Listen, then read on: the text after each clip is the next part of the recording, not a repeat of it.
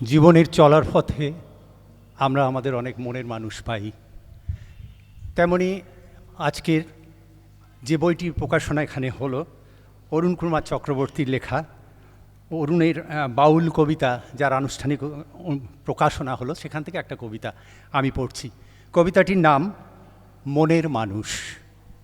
আসলে এক মনের মানুষ থাকেই, তার জন্যে টান, তার জন্যে ৭১৭ ভাবনা, তারই জন্য গান।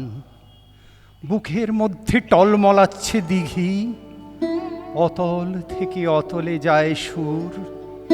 সোনালি দুপুর, আহা সোনালি দুপুর, তার ছায়াতে তার মায়াতে গা ডুবিয়ে স্নান, তারই জন্যে গান।